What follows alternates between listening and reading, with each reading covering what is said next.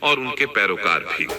اسی طرح آپ کے صاحبزادوں سیدنا اسماعیل اور سیدنا اسحاق علیہ السلام کے واقعات ساتھ ساتھ چلتے ہیں۔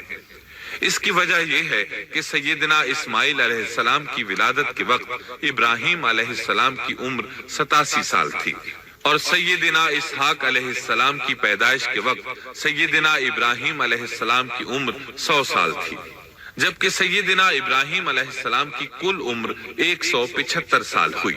اس لیے ان کے واقعات ساتھ ساتھ چلتے ہیں۔ ابراہیم علیہ السلام کا قصہ سناتے ہوئے ان حضرات کا ذکر ساتھ ساتھ ضرور آئے گا۔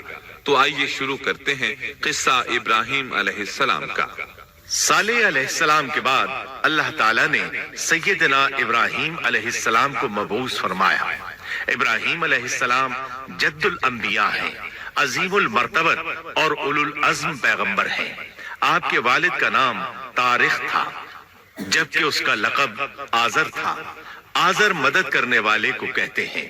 یہ شخص اپنے قبیلے کے افراد کی مدد کیا کرتا تھا، غمخواری کرتا تھا، اس لیے اس کا لقب مشہور ہو گیا تھا۔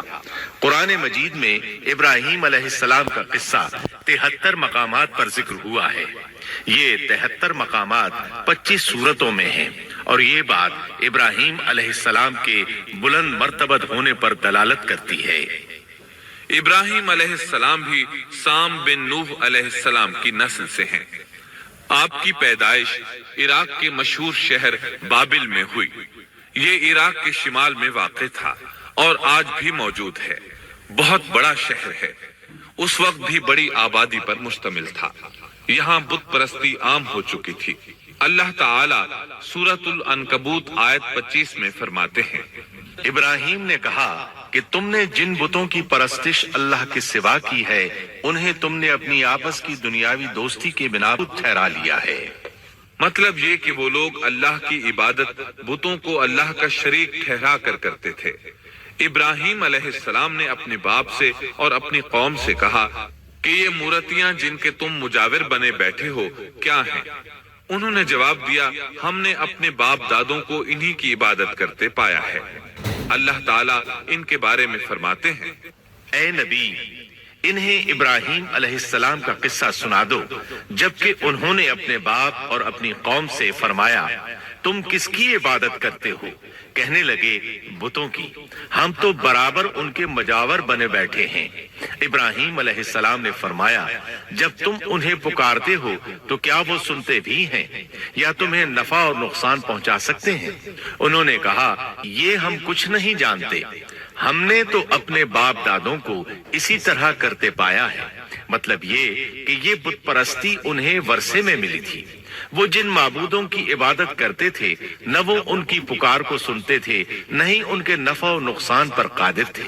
اسی لیے ابراہیم علیہ السلام انہیں جھنجھوڑ رہے تھے، لیکن اندھی تقلید اور بشری عقل کے بیکار ہو جانے نے انہیں یہ سب سوچنے سے عاری کر دیا تھا۔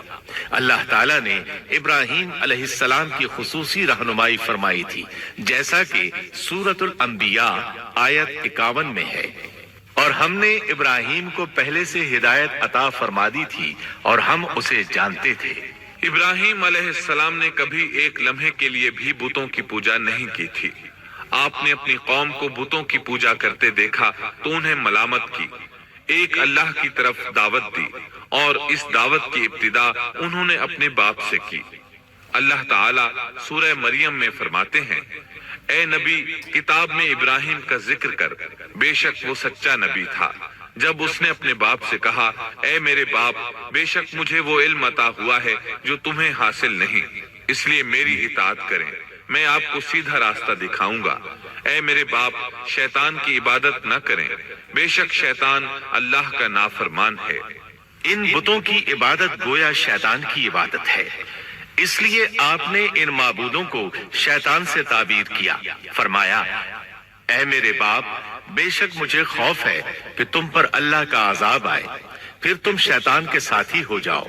باپ نے ان کی بات سن کر کہا، اے ابراہیم، کیا تو میرے معبودوں سے پھرا ہوا ہے؟ البتہ اگر تو باز نہ آیا تو میں تجھے سنسار کر دوں گا، اور تو مجھ سے ایک مدت تک دور ہو جا، یعنی مجھ سے اتنا دور ہو جا کہ کبھی مجھے نظر نہ آئے۔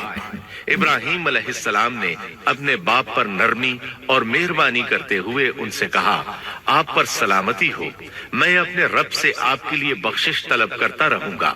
لیکن جب بعد میں ان پر واضح ہو گیا کہ وہ تو اللہ کا دشمن ہے تو ابراہیم علیہ السلام اس سے بے تعلق ہو گئے۔ سورہ توبہ آیت 114 میں اللہ فرماتے ہیں، اور ابراہیم کا اپنے والد کے لیے بخشش طلب کرنا ایک وعدے کی وجہ سے تھا جو وہ اس سے کر چکے تھے، لیکن جب انہیں معلوم ہو گیا کہ وہ اللہ کا دشمن ہے تو اس سے بیزار ہو گئے۔ بے شک ابراہیم بڑے نرم اور تحمل والے تھے۔ کسی ایماندار کے لیے جائز نہیں کہ وہ کسی کافر کے لیے دعائے مغفرت کرے، بلکہ مومن پر حرام ہے کہ وہ کسی کافر یا عیسائی وغیرہ کے لیے مغفرت طلب کرے یا اس سے یہ کہے کہ اللہ تجھ پر رحم کرے۔ ابراہیم